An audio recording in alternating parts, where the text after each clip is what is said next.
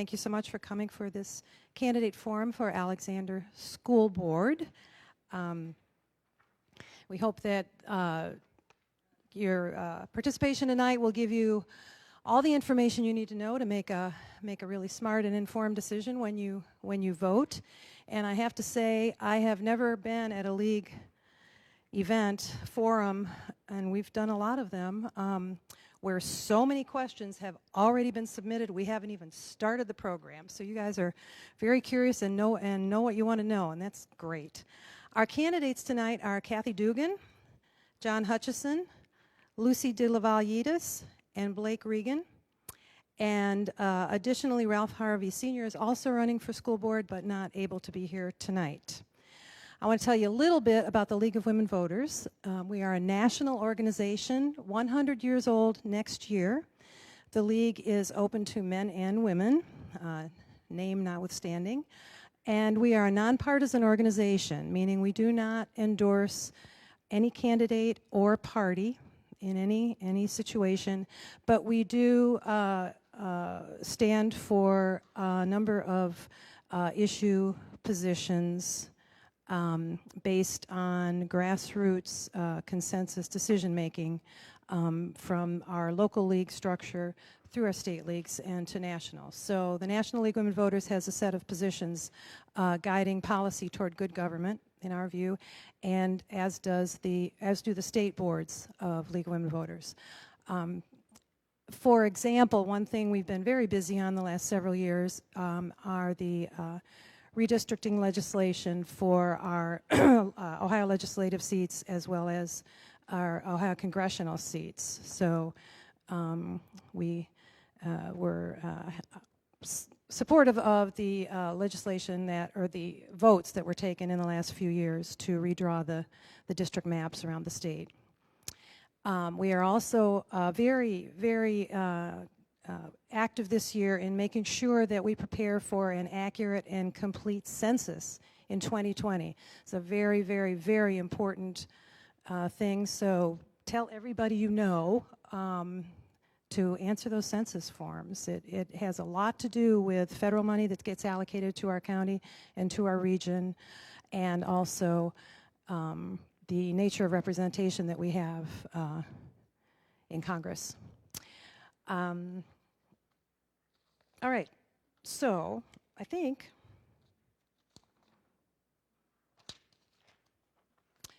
the other pitch I want to make is well, perhaps, hopefully, you have seen at one point or another our League of Women Voters voter guide in print. We do that every year for the primaries and the general elections. But in addition, there is a website that has candidate information, 411.org. Yeah, vote411.org. There are cards over there to remind you how to get to it, but it will have answers, voter guide type questions answered by candidates. So you can go in there and type in your district, your area, and it will give you your ballot and information from your candidates. It's an extremely valuable resource. So thank you very much. Please consider joining the League of Women Voters. We are doing our best to become a true countywide league, and to that end, we can always use help from folks out around in the county to put on events like this and do some of the other activities. So I'm going to turn this over now to Wenda Sheard, who is the moderator for our program. Hello, good evening. The first thing I think I need to do is introduce the candidates. They're the most important folks up here. They have drawn lots for who goes first. I don't think this has ever happened, but they drew lots that are also alphabetical order. Now, to give them a chance to test out their mics, I want to let them know that the folks who are doing the tech back there have told me that you're welcome to take the mic out of its seat there, and you should speak with the mic just about as far away from your mouth as mine is from my mouth. Okay, do you want to each practice by, no, I don't know, check it out. Let's do a mic check and while you introduce yourselves. Not your opening statement, just your name. Okay, my name is Kathy Dougan. I'm John Hutchison. Lucy Delaval. Blake Regan. Okay, it looks like it works best if you pick the whole thing up. Okay, you do that? Yay, or with its stand. You can pick it up with its stand. That'll work too. There also is a fifth candidate who's running for Alexander School Board, Ralph Harvey Sr., who is not here tonight. Now, I will start by explaining some of the procedures for this forum, which each candidate received ahead of time. But I remembered one more very important part of the script that I need to cover is that this forum is co-sponsored by the Alexander Local Education Association. Thank you very much. If you're part of the Alexander Local Education Association, would you please raise your hand, just so we can appreciate you for putting this on along with the League of Women Voters of Athens County. Thank you. Okay, instructions. This event will include opening statements from each candidate, questions from media representatives, if any who are present wish to ask questions, questions from the audience, and then closing statements from the candidates. First, the instructions to the candidates that they received ahead of time.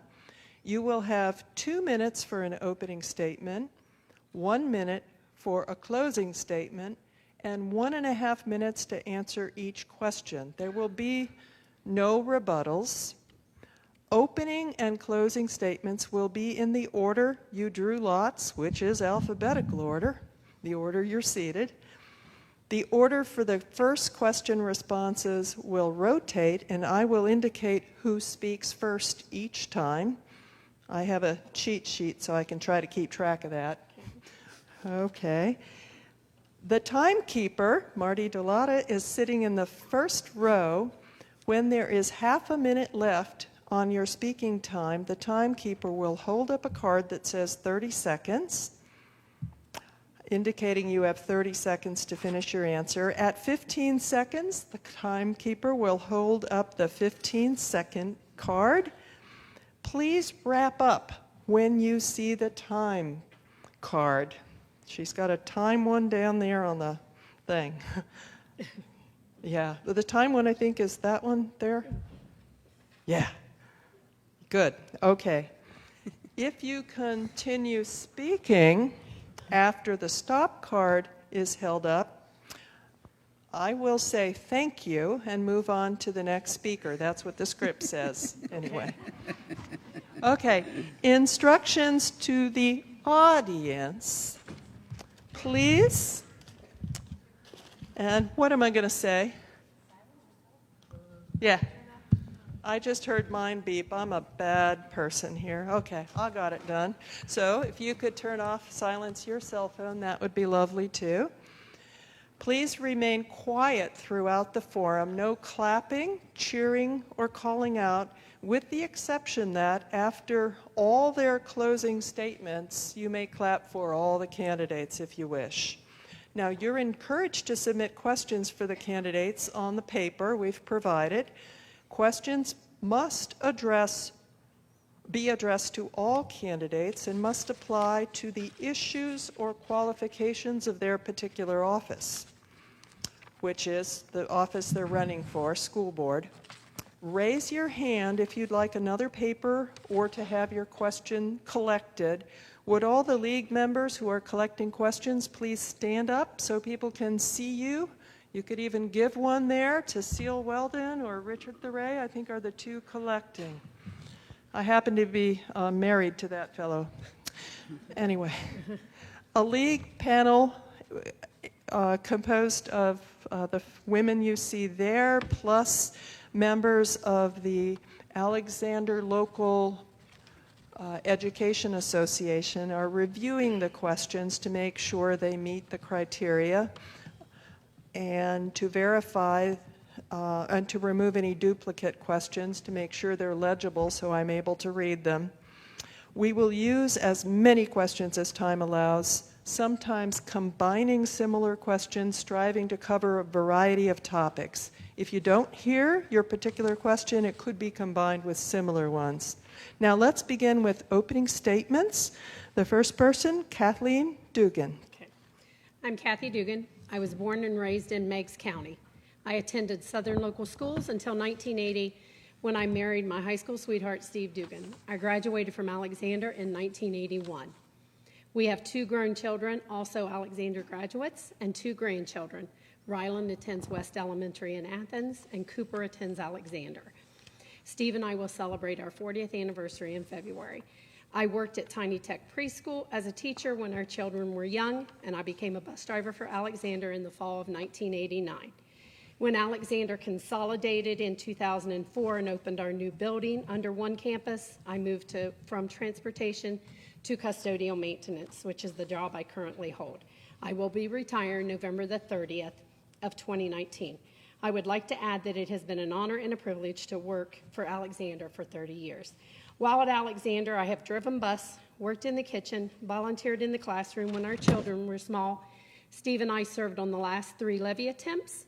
We were co-leaders in the Lodi in the last successful one.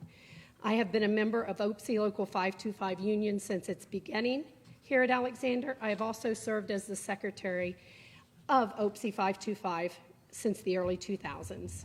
My last several years, I have been blessed to work in the gym area, coming in close contact with many students and coaches, the public, and have helped them in all facets of their life, from cooking roasters of chicken noodles and baking for them, or helping kids to do their laundry that don't have any running water at home. My goal as a board member, if elected, is to bring that same passion and kindness to the table for the students. Thank you. Next. Good evening. I'm John Hutchison. I have a 54-year association with this school district. I started out as a student for 12 years. I think we were the 5th graduating class from what was then the new high school and would now be considered the old part of the school system. I taught in this district for 30 years, and while teaching, I coached most of those years, often more than one sport per year. I even drove a school bus some. We had a time when we didn't have enough bus drivers, so I went and got a CDL and drove as a substitute occasionally. We have 3 children, my wife and I. They all graduated from Alexander, so I think I've seen this district from the eyes of a school board member, an employee, a parent, a student, and to a small extent, a bus driver. We live on a family farm where my grandpa was born in 1899, and from my grandpa, I think I inherited a love of horses, and you may have seen me driving a team of big black horses, giving wagon rides around through the community at some time.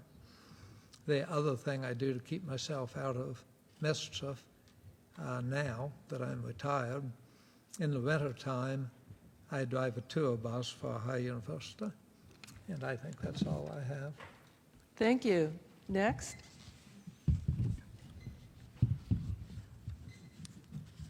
Hello.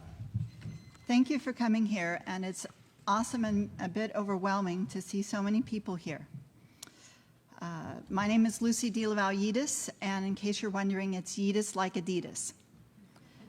It's the care that brought my husband and I over a decade ago to send our kids to Alex. While I had several new mom friends who were sending their kids elsewhere, I had several more experienced mom and grandma friends who told me about how good Alexander was. And so David and I decided to send our kids here. So our kids go to Alex. We have 3. They're in junior high and high school. I'm a stay-at-home mom, and my husband works at OU. I have over 15 years of paid work experience in project management, communications, and risk management. I've served on the youth football board and Cub Scouts boards. I volunteered a lot with, not 4-H, with the local food pantry and other local organizations, and I was a substitute teacher here for about 1.5 years. Currently, I'm my church's treasurer, and I'm responsible for making sure our staff and Uncle Sam get paid and get paid on time, and that the money is managed as the congregation expects it to be. I'm running for our local school board because I believe we need new, independent, prudent leaders. Just in the past couple years, I've seen information that was withheld from board members. I've seen the school not tell the whole truth about safety issues. I've seen key details not included in important discussions. I've seen the board approve programs without verifying the need or adequate assessment. And from my earlier work on the levy, I heard numerous concerns of fiscal mismanagement going back a decade. In short, I've seen little accountability of the board to families or voters. So if you're looking for an independent, prudent board member who will look at what the school is doing and make careful decisions, especially looking at the numbers, I would like your vote. Thank you. Next. First name, Blake Regan.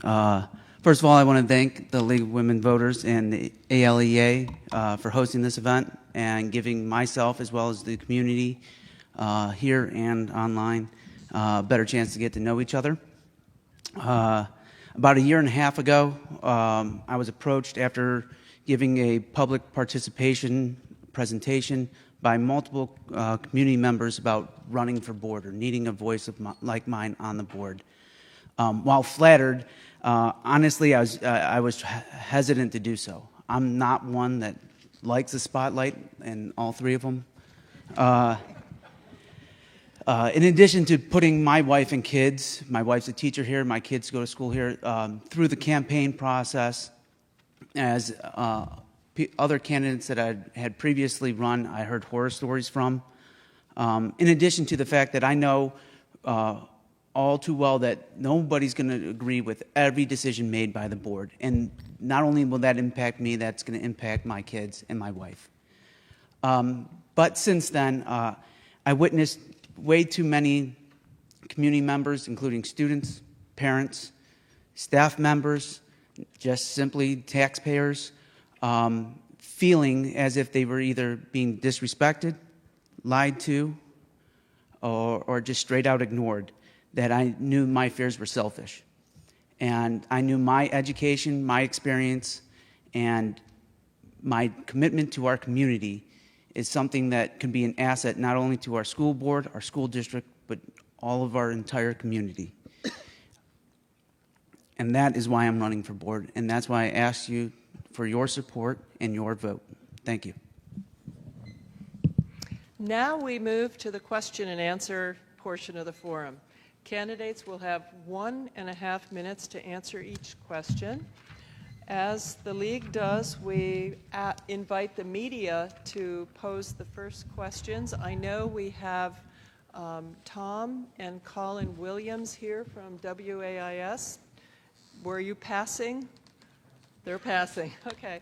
And I know we have Heather Willard from the Messenger, who has also passed. Are there any other media people here tonight?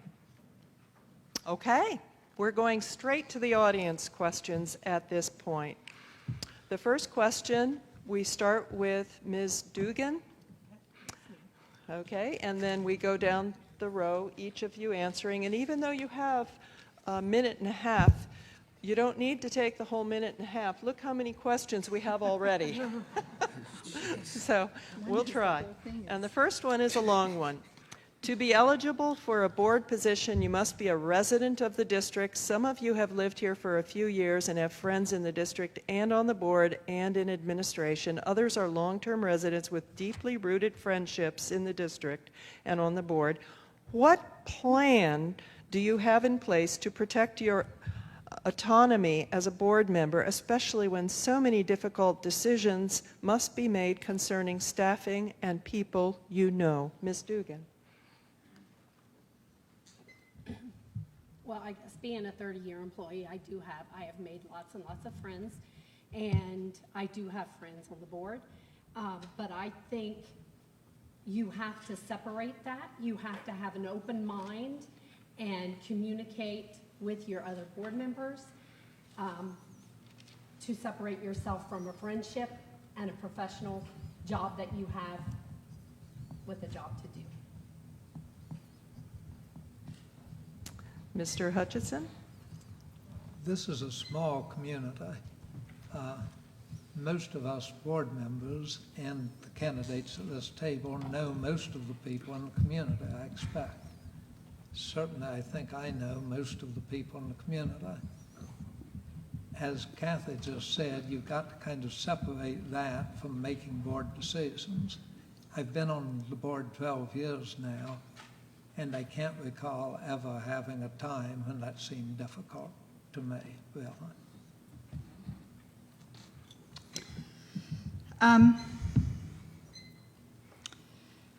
I don't have as close a connection as many people here to the school, so it's not as applicable to me. But my kids go here and they're taught by people in the audience and coaches. I generally stay pretty much, I focus on my kids. I don't talk about boards. I try not to interfere in what they're doing, and I wouldn't interfere with what, I don't know, I'm just having a hard time with this. I do think if I'm on the board, what I would want to do is to put in place I would look at the employee policies and look at other school policies and put in place some type of actual structure where if any employee had concerns that they were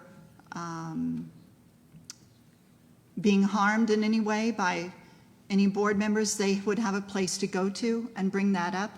And that would be the case with other people who were affiliated with the school. I would want some type of process put in place to protect people if they felt that they needed it.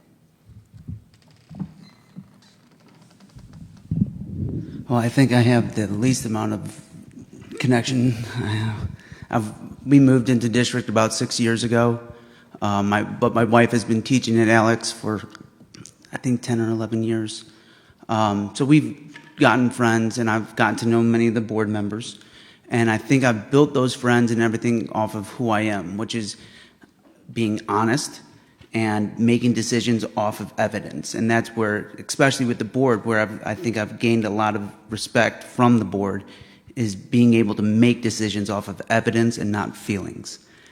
That's kind of the reason why in my campaign I didn't accept any donations from anybody. It's all out of my pocket, because I didn't want any one of my decisions or votes, if elected, to ever be considered. He's only doing that because he was supported by that person or not supported. Oh, I thought that was a yellow. So that's kind of the action that I've put in place. Is I don't want anybody to think that any decision I ever do make has anything to do with feelings. My decisions are purely evidence-based, and you can even ask my wife. She hates it. So. Okay, our second question is very similar, so I'm going to take a poll of the candidates to see if they want to address it or not. Given the small community we live in and the concerns regarding nepotism, would ALEA, Alexander Local Education Association, negotiations and contract renewals be something you ethically can participate in? You want to... let's give you each a chance to give a quick answer on that, because I heard one of you wants to say something. Mr. Hutchison, you get to go first this time. And you can pass. No, I'll go ahead and say something. It may not make sense, but I'll say something. I think negotiations with ALEA and OPS, our two unions, have the most lasting effect on our finances of anything the board does. One-time expenditures do not affect our budget nearly as much as changes in salary or benefits. Those are the biggies in terms of keeping a balanced budget. And I certainly have no reason that I couldn't participate, and I have participated in those decisions, negotiations in the past. Ms. Juedes? I would agree with John. Anyone, if you can't separate our personal selves from the people here, we can't be on the board. That is one of the, negotiating with the unions are one of the biggest things that the board does. So, yes. So I definitely see some people thinking that I might have an issue with that, and the fact that my wife is a teacher and part of that bargaining agreement. But I can attest my own. If a couple of you guys, if any of you remember issue 2 a while back about the deunionization of public offices, that was one that definitely is straight same idea. Where if passed, that would have hurt my wife in my pocket.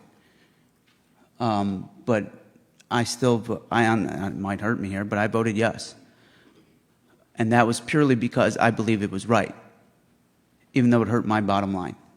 I can be completely impartial, and it was based on the facts. Now that it didn't pass, I have no problem with unions. It's the way that the people decided, and that's the way that it is. And so I have no issue in bargaining agreements, and I don't see any conflict of interest in doing such. Ms. Dougan? Yeah, I feel the same way. I would have no problem removing friends, relatives from that. I would have no problem doing that. Thank you. Next question. Do you understand the role of the superintendent versus the role of the school board? Please explain these roles as you understand them. And we'll start with Ms. Juedes. Yes, I believe the school board is in charge.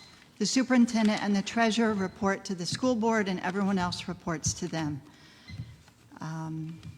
The school board is responsible for the overall management of the school, and too often it gets caught up in details because things are not handled well at the different levels within the school.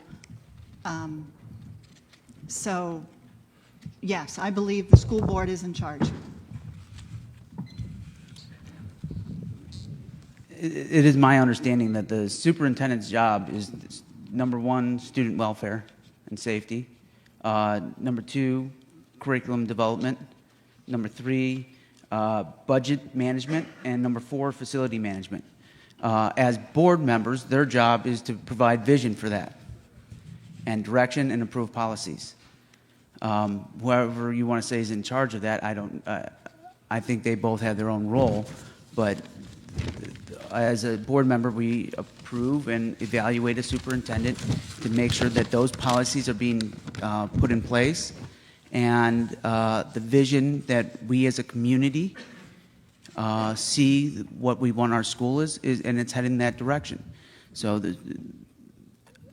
our job is to take the views of the community, bring it into the school, and the superintendent's job is to enact that. Okay. My understanding of that is that the board hires the superintendent to run the superintendent and the treasurer, to run the district. The board evaluates the superintendent, and the board hires and works with the treasurer to set the budget for the school. One of few things that they do. Also, my understanding of the superintendent's role is that they act as basically the CEO of the district. They recommend qualified employees for hire. They oversee the day-to-day operations, and they take the needs of the district to the board. Thank you. Okay. Thank you. Most of the points I would make have already been made, I think. The role of the superintendent is the chief executive officer of school. Superintendent wears a lot of hats. They've got to be a personnel manager. They hear a lot of complaints. They have to understand curriculum. They have to know a lot about school law, which is a really thorny subject, and they bring recommendations to the board. They provide the overall leadership day to day for the school. The role of the school board, I think most of these have been mentioned. We hire the superintendent and treasurer. We set policy for the school.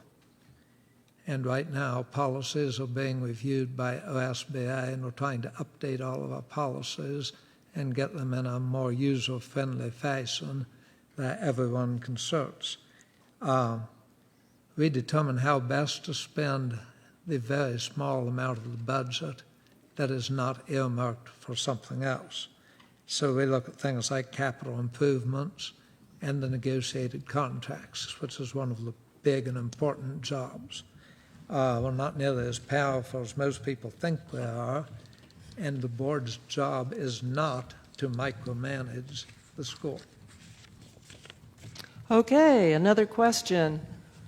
Do you, as a board member candidate, believe that an American flag should continue to be flown in front of our school and that flags should be present in the classrooms and the pledge should continue to be said daily? Mr. Regan. That was an American flag? Yes. Yeah, it said American. Yes. I don't know. If somebody chooses that they don't want to, they have the right to do so. But in my view, that flag symbolizes not only our nation, but those that have served it, and we wouldn't have that opportunity without them. So, absolutely. I'm sorry. Ms. Dougan? Yes, I believe it should. My grandson that I spoke of, Ryland, that goes to West Elementary, actually they do not say the Pledge of Allegiance, and they have taken all the flags down, folded them up, and put them in a box. So this is very, very dear to my heart. I think it should stay in the classrooms. I think it is, as Blake said, it honors our freedom and honors our vets, and I feel very strongly about that, yes. I think Blake gave a wonderful answer, and I'd like to say amen to it and move on. Yes. Whoa, that was quick. Okay, next one. If elected or re-elected, how would you be involved in the school other than attending monthly board meetings? How would I be involved in the school other than attending the monthly board meetings? Okay, well, whether I make it on the board or not, my plans are I am going to be very involved with the athletic boosters. I am going to be involved with concessions, and I am going to be our students' biggest fan at those games. I will be at every game that I possibly can get to because the students are my passion. If I am not elected, I would like to be a tutor. I don't think I can serve on the school board and volunteer as a tutor. So that's my backup plan. In answer to the actual question, I think I could best give some examples of how I've been involved in the last year. Since January, I was very involved outside of meetings with a couple of gentlemen from the Albany Village Council who are here today, and also with a fellow board member, Fred Davis. And Larry Payne had approached me about trying to make a settlement with Albany. And after a series of meetings with he and Neil Reynolds, we were able to come up with a negotiated agreement that was unanimously approved by both boards, and we ended our long drawn-out lawsuit with the village and are strong supporters of one another and friends. I was highly involved in getting a suicide prevention program started here in the school for staff and students. And although this may cost me votes, it was controversial and I didn't expect it.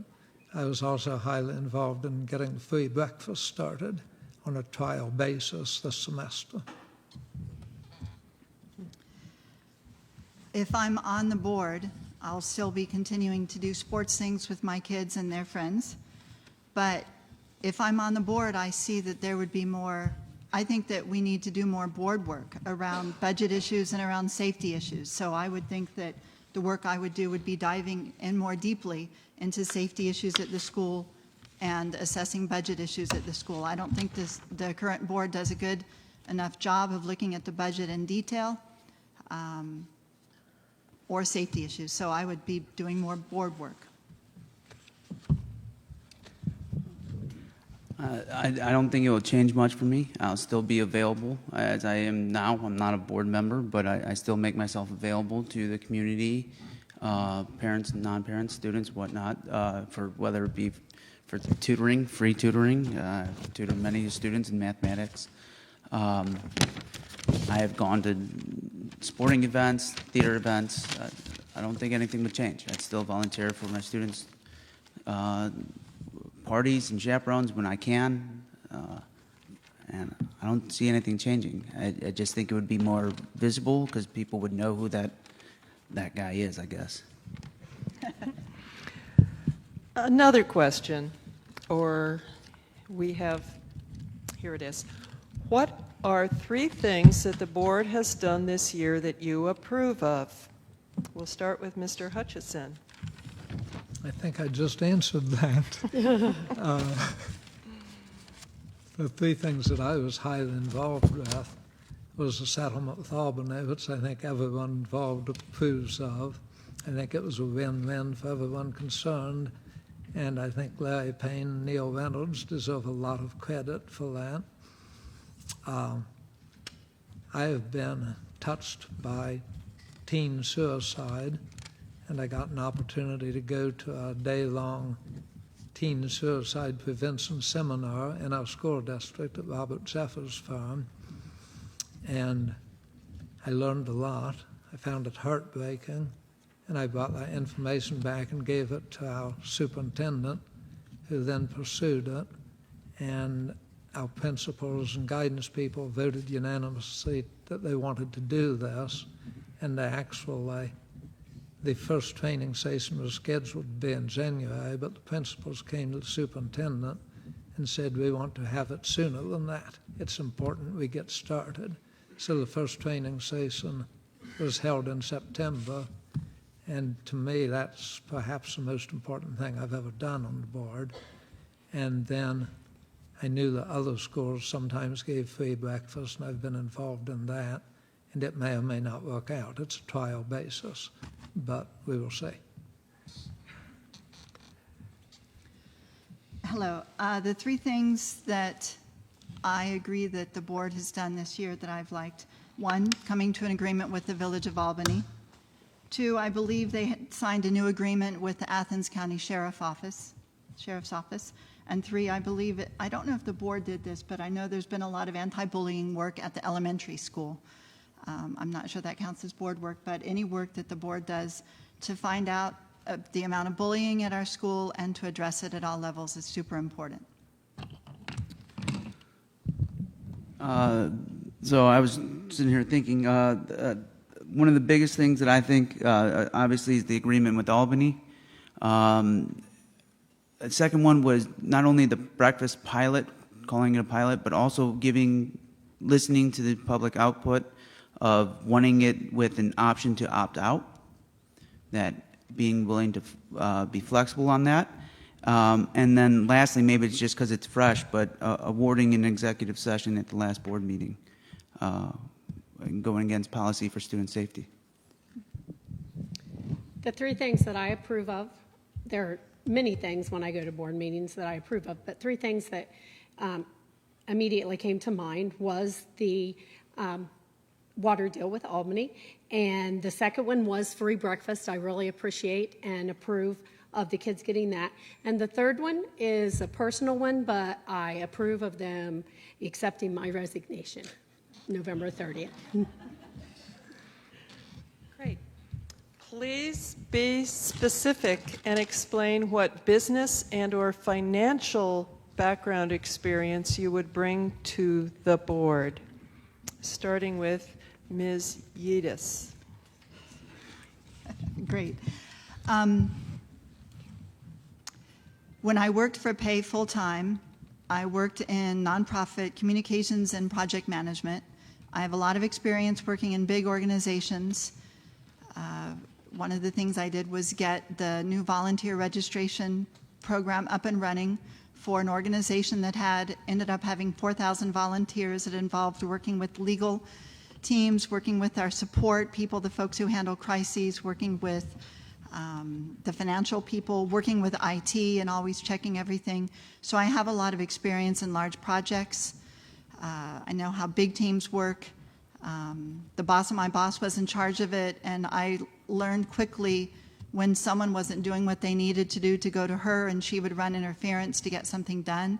But mostly it was me doing my job, making it as easy as possible for me to convince other people to do their parts of their job that we needed to get done. And that was a 2-year process. I'm also my church's treasurer. I'm new. I've had accounting classes. I know when money comes in, it goes out. If you code it, you can find it, and you can look at all the details. I'm learning all about that. And that would be my experience, professional experience. So part of my education is in business. I have my undergrad in mathematics applied to business with a business minor. I also have my master's degree is in applied mathematics to economics, so I got the education side, but I also have the experience side of prior to becoming instructor at Ohio University. I was a financial aid consultant for, I think I had roughly about 4,000 students under my caseload where I helped them budget and afford college, running through different scenarios, helping them figure out best way that they can afford college and leave with actual money in their pocket. Besides that, I also have earned multiple grants that I had to budget for those.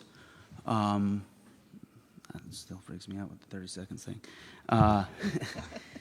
And I also have had times helping family members run their business and look at numbers and run invoices and create Excel spreadsheets for them to help them budget themselves on multiple different levels.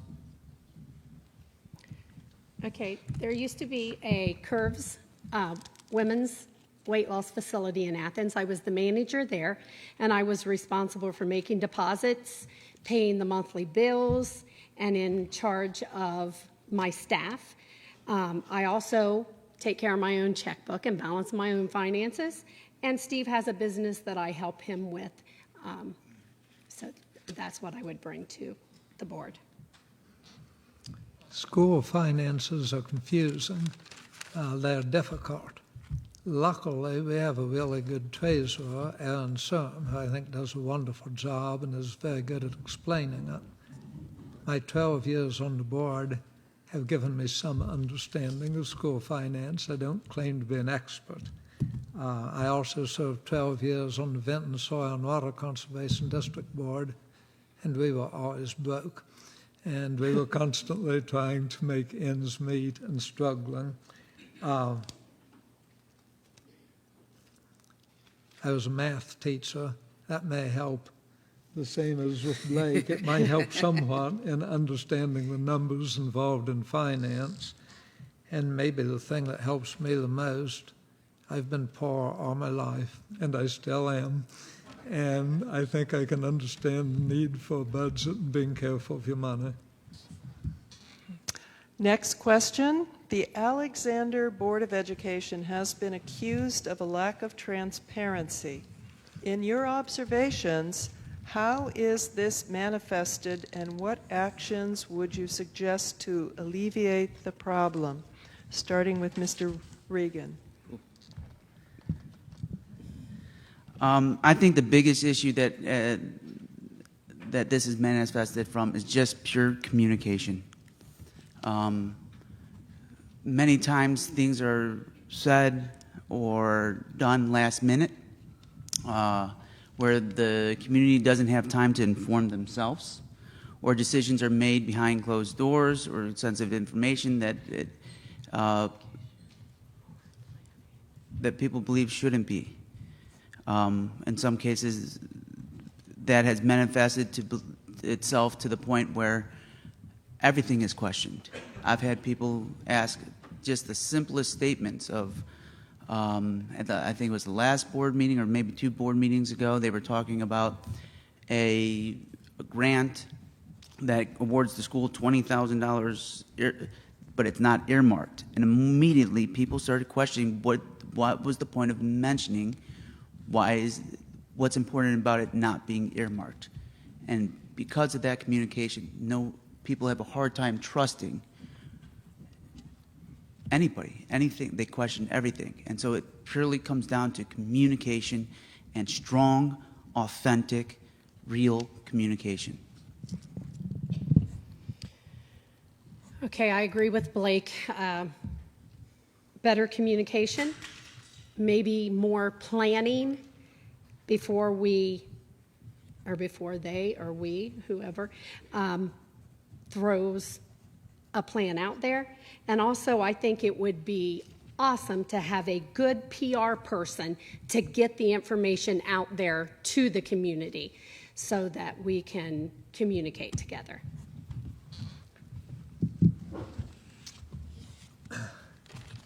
Communication's a two-way street, and you probably haven't noticed, but I'm the old guy up here, and I'm not sure that I have a great grasp of how young people communicate today. And with that in mind, this January I was elected president of the board, and I believe at the first meeting I asked for a board member to volunteer to be the director of our communications and try to do a better job of communicating. And Josh Collins, who may be the youngest, I'm not sure, was kind enough to volunteer at the end of the meeting. And I said to Josh, give us recommendations and I will support them. And he has done so. That led to the streaming. We now stream our meetings online. Josh is to thank for that. When he suggested it, I supported it. Little things like he told me where I should sit as board president, and I said, if you think that's the best place, we'll do it. I've tried to get our agenda out on time ahead of the meetings and then stick to the agenda. I, too, would love to have a PR person. If we could only have a full-time PR person, it would save. But once again, money becomes a problem, though. In order to be transparent, you have to want to be transparent. I believe all proposals that come before the board should be written out. The numbers should be spelled out. They need to be clear about saying the need, what the costs are in terms of time and money, alternatives, and how they'll be assessed. I believe the board documents, all the background documents, should be shared ahead of time from the website instead of calling the day of, which anyone can do, to call the school the day of to get the board documents if you want to get the background. Why not get those online ahead of time? Alexander thankfully participates in a program called Ohio Checkbooks. It has been dropped from the website, but you can go on there with the state of Ohio, look under school districts, look under Alexander, and you can look up every single expense that Alexander has paid, but no one knows about it because it's dropped off the website. I know that people talk about the athletic center. One of the reasons for building it was the desire to have it be equitable for female sports, and yet it was built with one locker room. So if we're going to be transparent, why was I told it was built to make sports more equitable for girls, but I was never told until the actual visit with them that there's one locker room? Maybe there's a plan for the overall usage of the sports. I haven't seen it, and I don't know if the board has seen a use plan for all the athletic facilities. Okay, thank you. Another question? What concerns would you immediately want to address should you be elected, and how have you prepared for addressing those concerns? What concerns would you immediately want to address should you be elected, and how have you prepared for addressing those concerns? Who's first? I am. I'm just okay. Trying to think. I saw she knew, so it's good. Well, I think we are doing a very good job with bullying, but it never hurts to, that is near and dear to my heart, so I would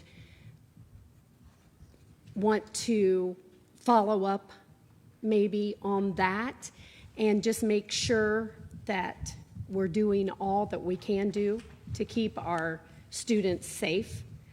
And what have I done to prepare for that? I really don't know how you prepare right offhand, how you prepare for that, other than I would write something up and present it to my board members and go from there and see where we could go with it. If we're elected, I have a long laundry list of ideas, but I guess the first one is we need to maintain our academic excellence. We are the highest rated school district in the county and very nearly in all of southeastern Ohio academically on the Ohio report card, and we need to try to maintain that. We are also the lowest cost per student of any school district in Athens County, and I would like to maintain that. That shows good stewardship of our money. I'd like to continue to upgrade our facilities. I think we do a wonderful job. Our maintenance staff here does a wonderful job of taking care of our facilities, and I'm proud of that. I'd like to continue to train our staff and our students on vital issues that are societal issues. Suicide is not the only one that is on my heart and mind.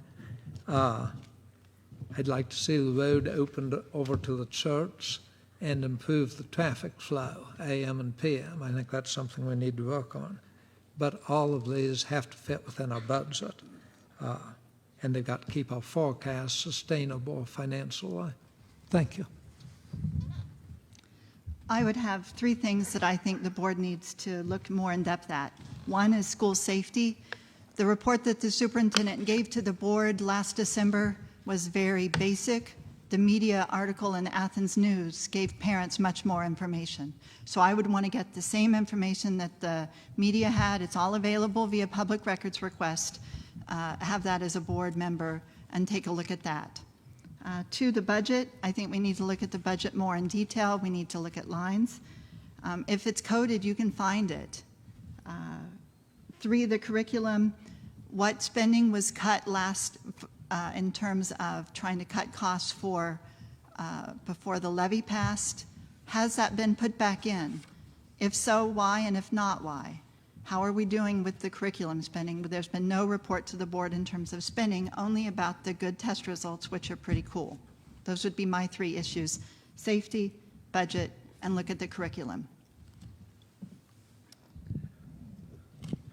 I would agree with Lucy. My biggest concern would be our balanced budget. I know, looking at numbers given at board meetings, along with new spending since the levy has passed, put together with the cost that I've heard. I try to get better numbers, but I haven't, so I can only go off the rumored numbers of what breakfast will cost us.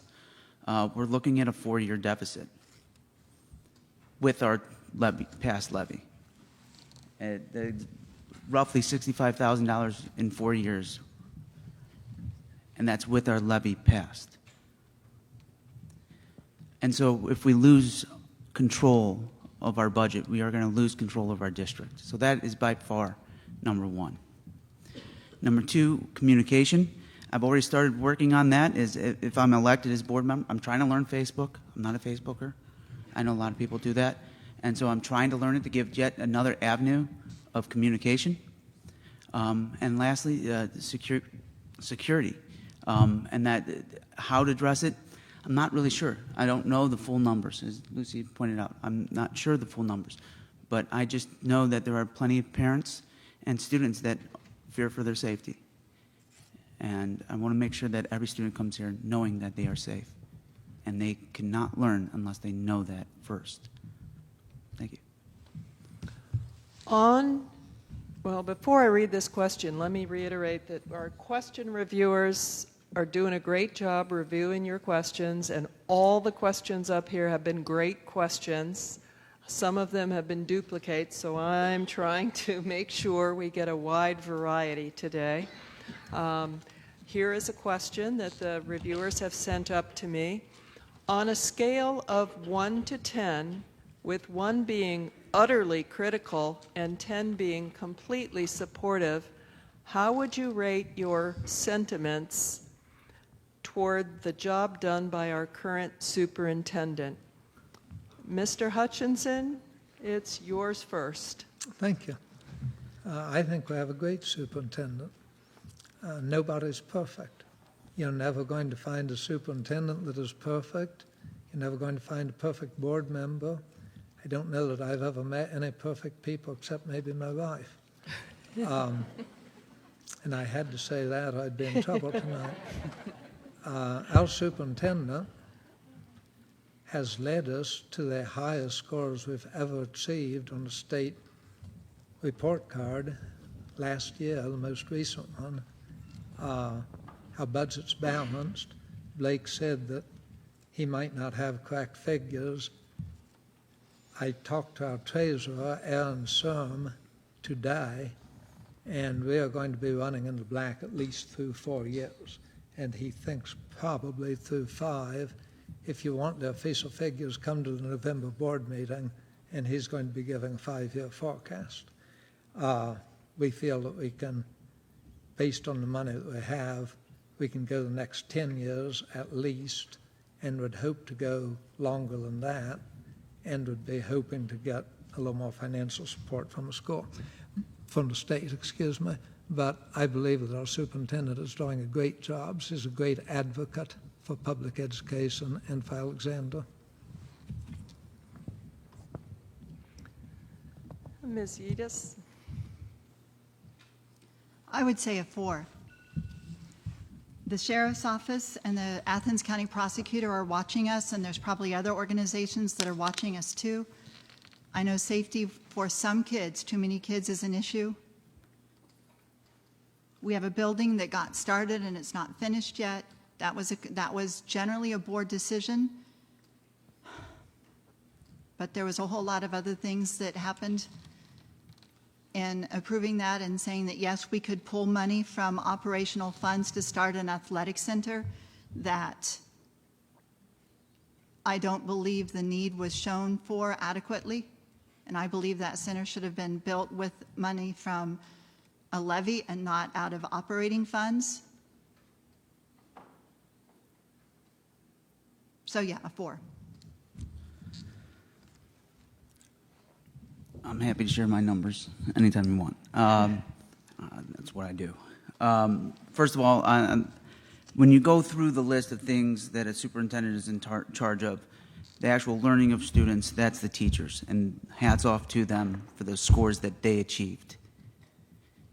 Now, as far as the actual superintendent, the way I look at the superintendent is the student welfare.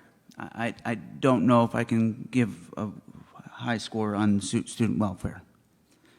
Just based on the students, the multiple students. If anybody was at the security meeting last February, there were parents and teachers in an uproar. And it was heartbreaking. Curriculum development, not really sure on that point. A lot of things were cut due to budget cuts. I don't think it's fair to judge her on that one. Budget management, obviously, I can give a 0. Property management, this building is great.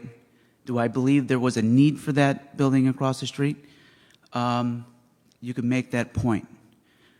When it's finished, it just needs to be leveraged correctly for the entire community and not just athletics. Thank you.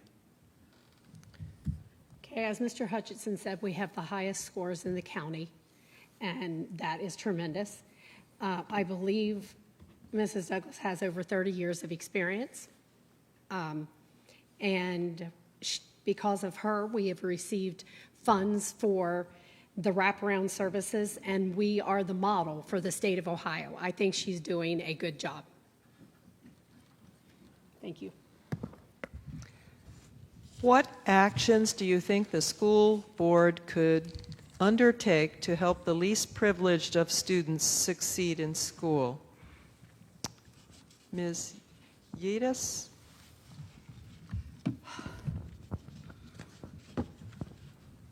I think we're already doing a lot of that.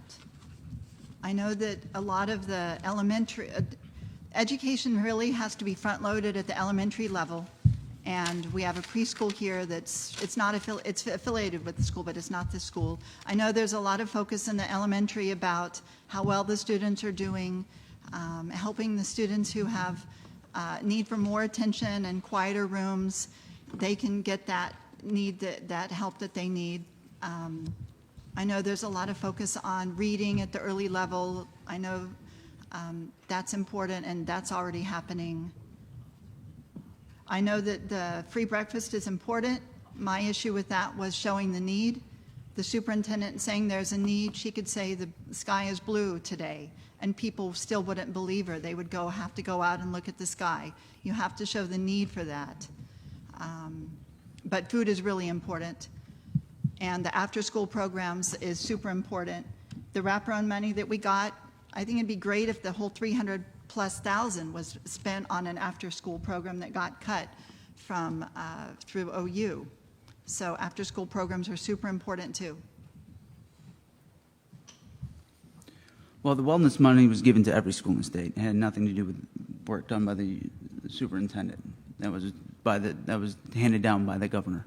But as far as giving access to multiple students, or all students, first of all, it's clear that we just need access to fair and equitable education that includes technology. And I think we do a good job of that right now.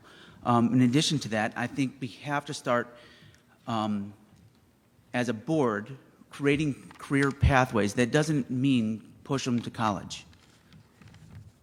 Vocational schools. Something I would love to do if elected is start a senior experience, whether it be a junior year or senior year experience, where students can take a quarter and join industry and feel it and know what they're going to walk into. And I think given the right direction, we can make that happen, where a student knows what they're walking into when they walk past this stage and into real life. Thank you. Okay. When we speak of the students that need a little extra help, I think the correct word for that is our bubble kids, because I have a grandson that goes here that is a bubble kid. So this is very important to me, and I have a whole page full of notes that I made in case this came up. Cooper struggles with reading comprehension, and I know that we are trying to set up a after-school class, and I hope that that happens, that we can get that filled and it happens, to help with reading comprehension and math, which are the two problems that we seem to be having in the elementary.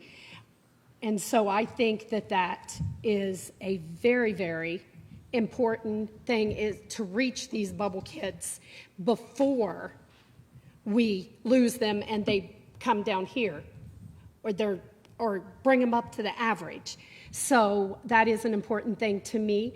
Reading comprehension and math are very important things. And as Lucy said, the after-school program, I would love to see an after-school program put back in place, not only to help our kids with their homework, but also to help working parents who can't get here by the time school's over. So I would love to see that. The board did authorize some funds for an after-school program, but at the moment we are struggling finding enough workers to staff the after-school program. 40 years ago, I would have said that the only duty of the school is to educate kids. Today, I've totally changed my mind, though. We have kids, well, last year we had 17 homeless students in our district. We have kids struggling with the opioid addiction. We have kids struggling with dysfunctional homes. It is heartbreaking. They are bringing an incredible amount of baggage to school with them, and it's going to cost us some money, and the wraparound money from the state, which over 2 years is approximately $800,000, is really going to help in meeting the needs of some of these most needy students. I totally agree with what Blake said, vocational education. Our educational programs in America seem to assume that everyone should go to college, and I would like to see us increase the vocational opportunities for our students. The Alexander District has a chain of command policy. What do you see is the board's role in this process or this policy, and what changes, if any, would you implement in the chain of command policy? We start with Mr. Regan. Having been through the chain of command, I think the chain of command it works. For those that don't know, you got to work your way up. If you're not satisfied, you go higher and go higher. One thing that definitely needs to be brought up and is, what if your complaint is at the highest level?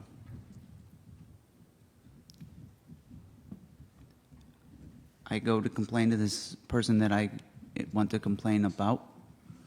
I think our policy needs to address that. Not saying that I have that complaint anymore. I've continued to work with the superintendent. It just, I think we need to address the chain of command at the highest level.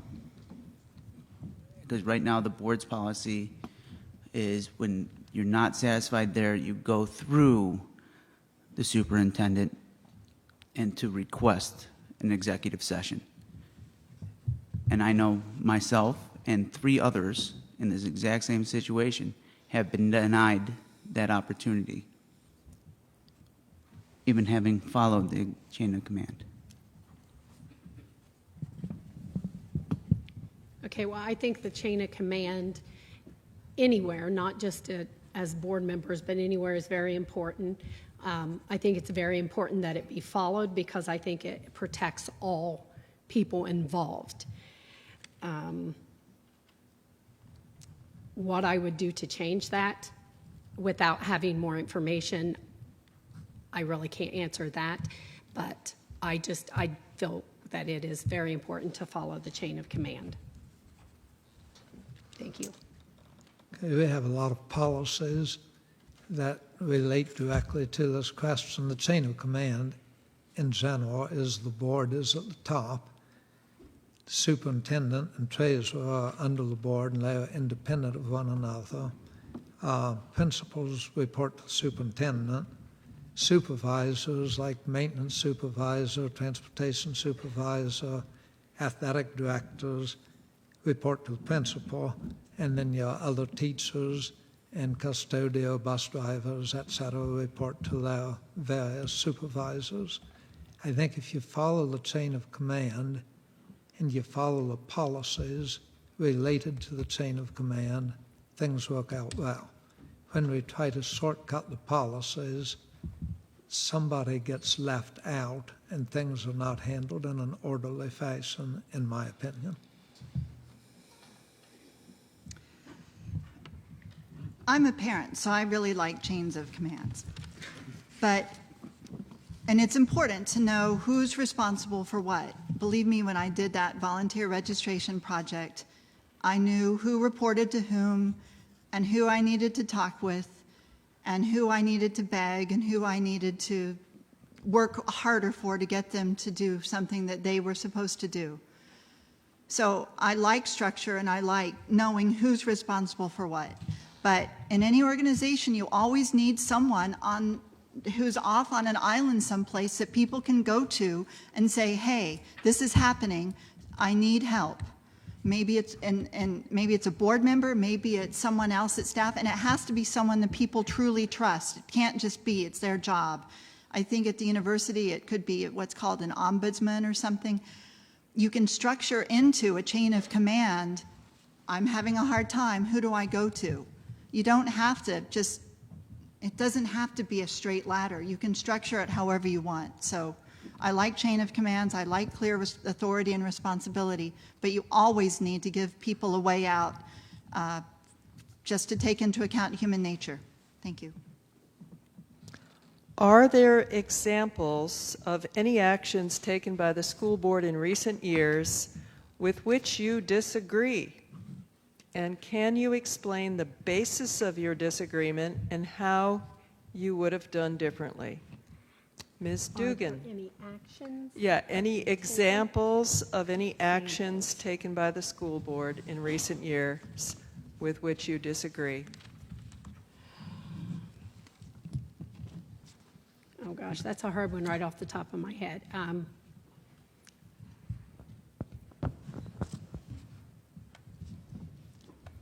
I guess I'm going to pass on that question because I would have to think about that one. Yeah, I've lost a couple of votes in the last year. I voted on the losing side, but I don't think it's appropriate for a board member. Once the board votes and I lose, I think it is my job to say that the board has spoken and I'm going to support what the board ruled. And a lot of times I'm saying to myself, you know, they may be right. That's why there's 5 of us. I may be wrong and they may be right. And so I'm not going to go into details on any of the things that I disagreed on. And I'm going to take a risk here. I disagreed that the last levy should have been put on the ballot. I'm very thankful that it passed. I didn't think it had a chance to.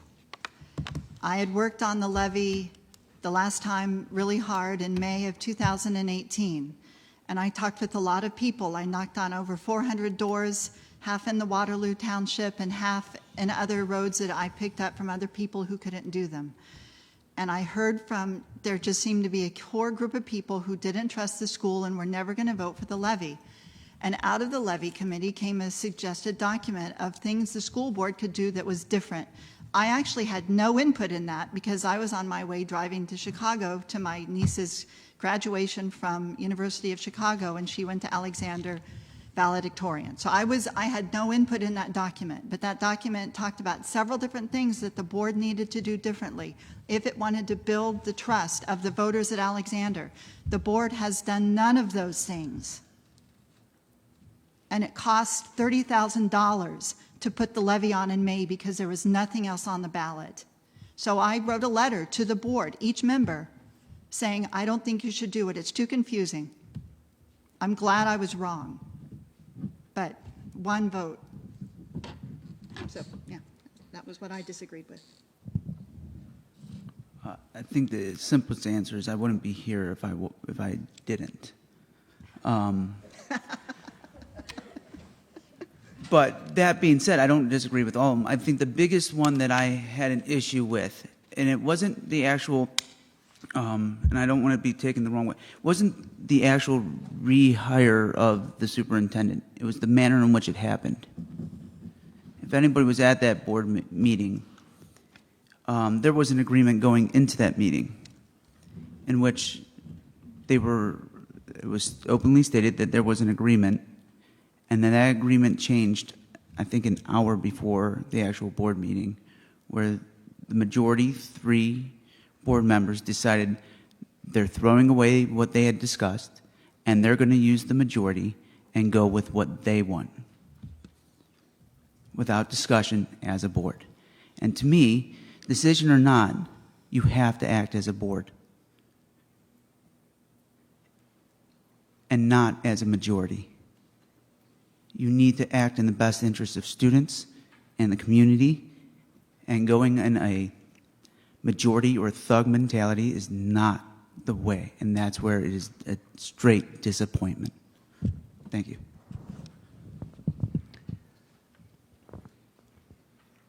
Several employees of the school worked hard on the Say Yes to Alexander Levy Committee until it finally passed by 1 vote. You see a theme here? Okay. Several times the same statement was heard. Voters want change in the superintendent, new board members, and how the money was being spent. If elected or re-elected, what changes do you feel are most important for the Alexander Local School District, and how would you implement them? We start with Mr. Hutchison. Okay, well, since I'm already on the board, sometimes I advocate for changes, but before you start advocating for changes, you've got to get board support. One board member can do nothing, and there's no point in going out on a limb and offending the other board members if you don't have some support. No single board member can enact anything. You have to have at least 3. I guess there are a lot of changes that I would like to see over the next few years, but you have to work at them gradually and build board support and public support in order to enact changes. Can you say the question again, please? The exact question. No, it's just about what changes we would do if we go on the board. Yes. What changes do you feel are most important?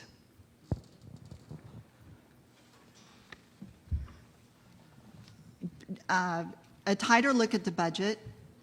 Right now, the board looks at the budget. It approves it, I think, once a year, and they approve miscellaneous spending items at various meetings, sometimes just on verbal discussion about what something will cost, what the need is, and what something will cost. Nothing written up, no looking at the numbers. So I would change that. I would ask someone external to the school to conduct a safety audit of the school. Look at our statistics, interview various people, and get someone outside of the school to take a look. And then they could possibly provide suggestions about how we could make the school into a safer learning environment. And for most kids, it's fine. But there's always kids who are vulnerable, and it's the vulnerable kids that get picked on. So I would have someone external, again, if there was more support on the board, to come in and do an assessment. The third thing is I would do a tighter evaluation of the superintendent. I haven't seen the most recent ones, but I saw one 2 or 3 years ago. It was a 1-page document. I had a harder evaluation in my first job as a secretary outside of college than it looks like she had for that. That's what I would do differently or new. I guess I first want to address, I've had to address this with a couple of community members I've talked with.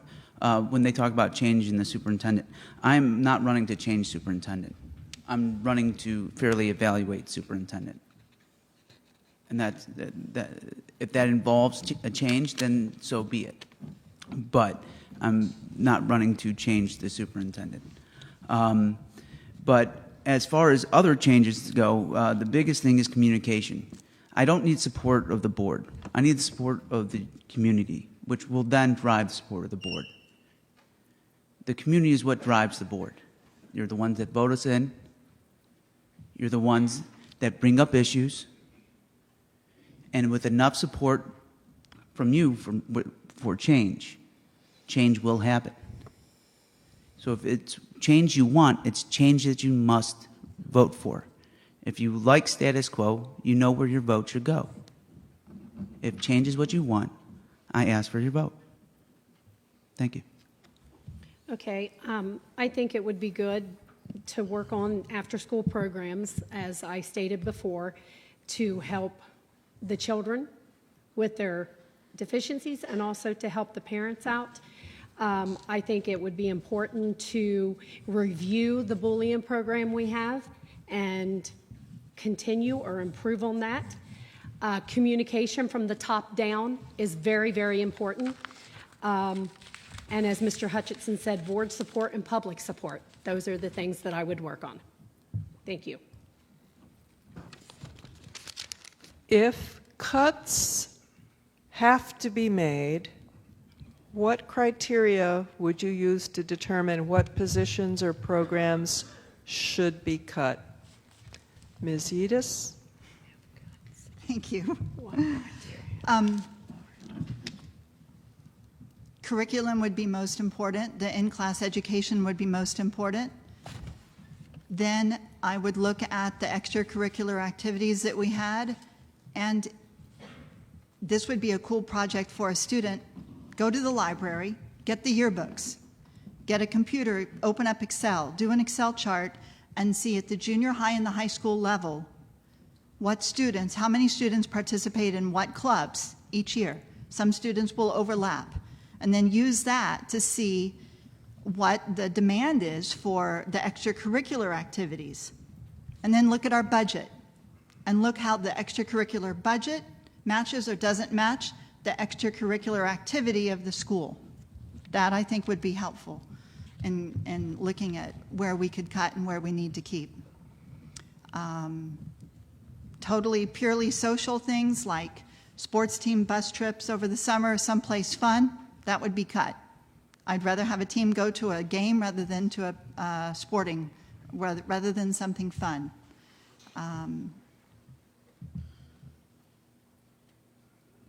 The last thing I would do would be to cut teachers.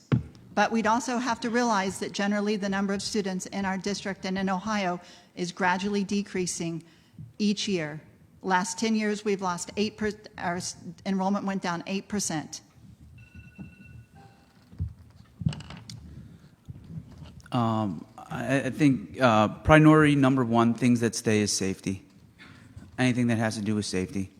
Number two, the next last thing to get cut is anything that has to do with curricular activities, meaning education related.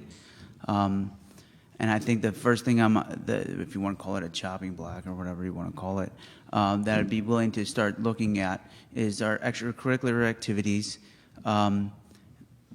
that have little and non-unique enrollment, I think is what, Lucy, you were leading at, is the things that overlap. Things I don't want if there's this club, that there's one specific, if you want to call it a genre of student, that this is what they flock to. I am not cutting that. That's what holds them there. I truly believe that education is more about just books and homework and notes. It's the socialization of our kids, and that comes in many different fields. It's walking down the classroom or walking down the hallways, and that's the bus ride to the football game. That is the locker room after the wrestling meet. That's where, you become a family. You become a Spartan. And I don't want to cut it, but that's where I would be looking at. Thank you. Okay, it's my understanding that the superintendent's job is to bring the needs to the board. So I would say that you should follow the superintendent's recommendations. That's what we hire them for. They bring the needs to the board, and then the board discusses it and makes those decisions.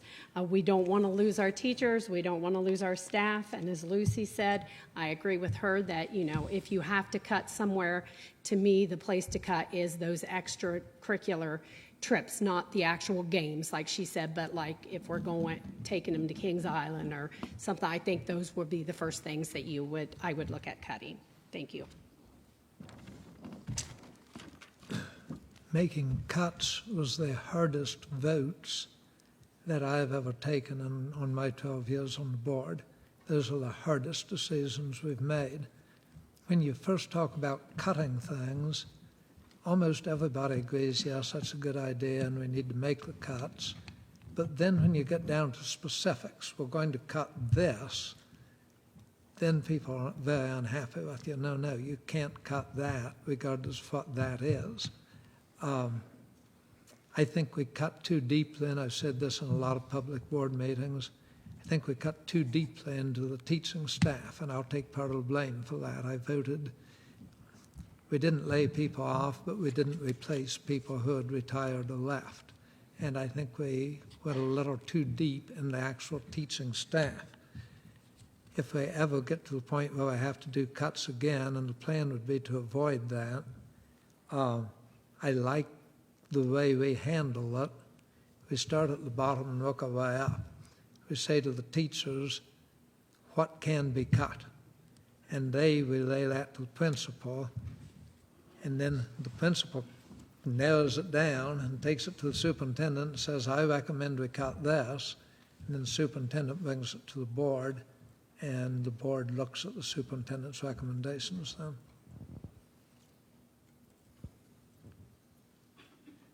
Okay.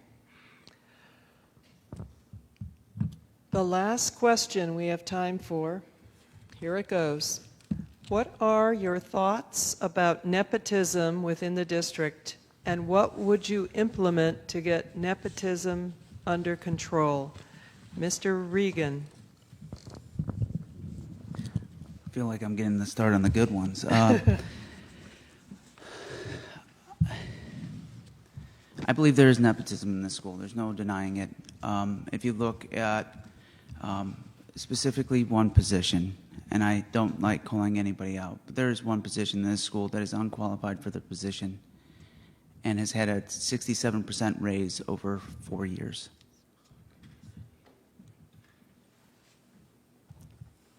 It doesn't make sense.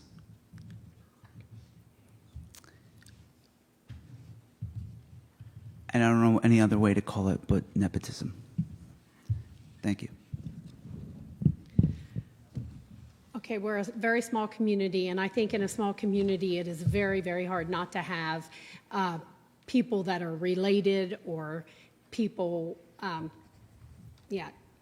So anyways, I guess my point is that I feel that the best person for the job should get that job. I don't care if it's if it's a teacher's husband, if that person is the highest qualified person for the job, I think that person should get it, and I don't think just because their father is a principal or their mother is a superintendent that should take them from getting that job if they're the most qualified. I've got to agree with a lot of what Kathy said, and I'm not sure I understand where these figures are coming from. He may be right, but I don't know of it. But I do believe that we're a small community comparatively. We're the largest employer in the Alexander School District. You're going to get some related people working in the school district. That's true of every small school district in Ohio. There's one local school district that actually has 13 employees related to the superintendent. I'm sure people are saying nepotism, but every one of those employees was hired before that man became superintendent. I'm going to continue to vote to hire the best qualified person for a job, regardless of what the last name is, and I think our kids deserve that.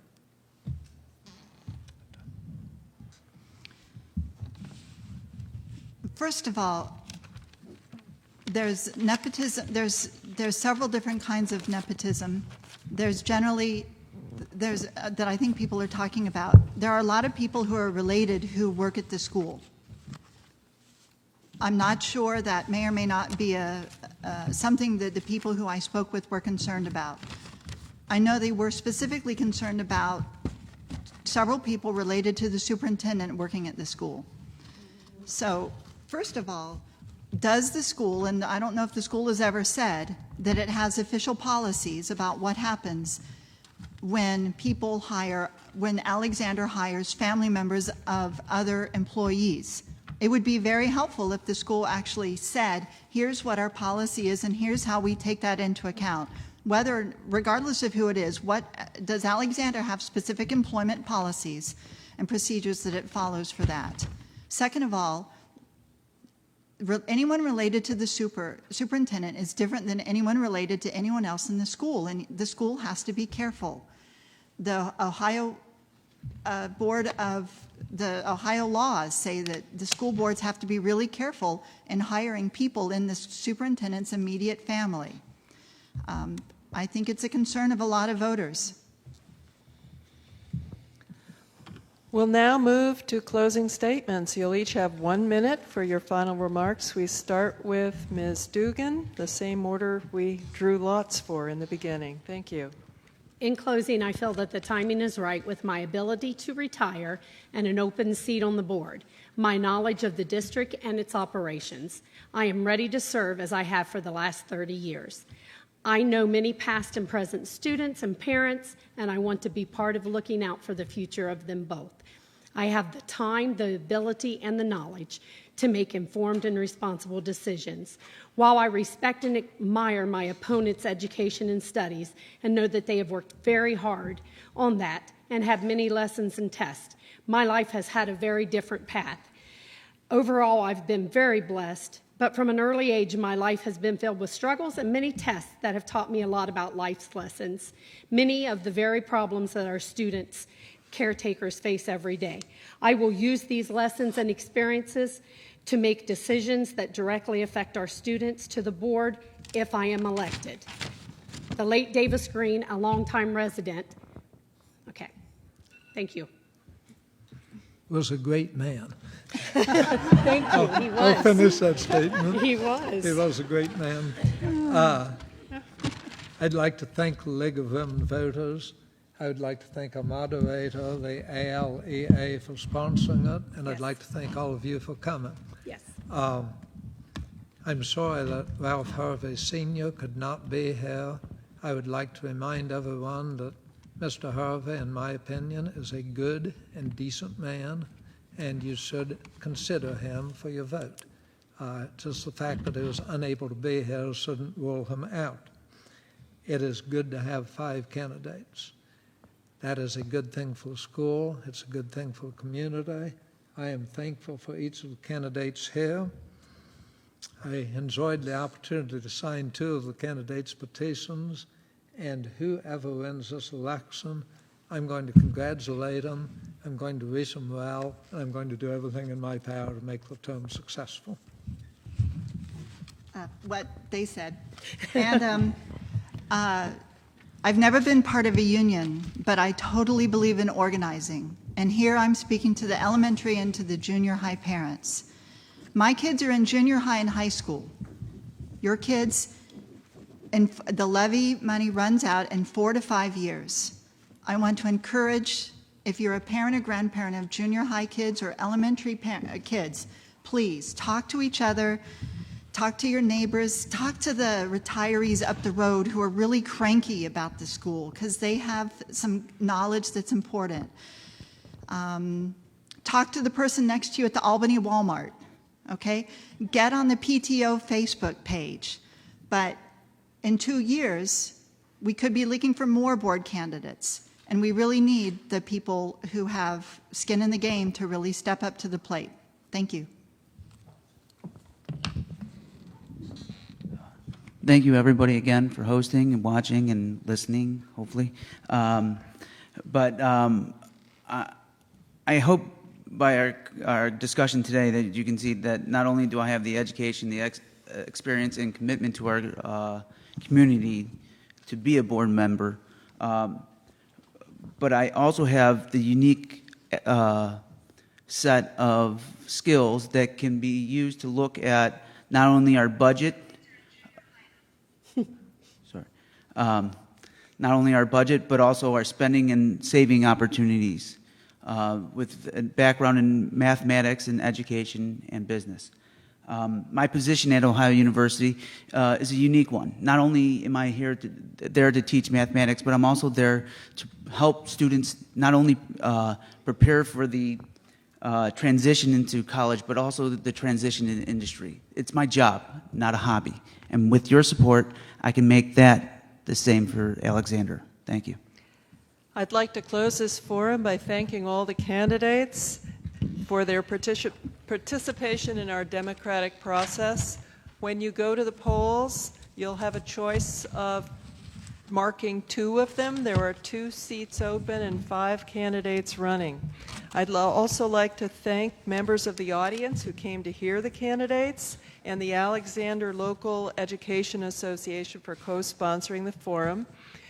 And Mark Rice and Justin Blick have been in the back there doing the tech work for the school. Thank you so much. And we also have Colin Williams, who is doing work for WAIS, WSCO, and his filming will be placed on those stations' YouTube channel as well. And will yours be placed somewhere, Mark and Justin? It will. The school board website, school website, and Facebook page, or Facebook page. Thank you so much. To the voters, please remember to vote on November 5th, and please give our candidates all a round of applause. Get up.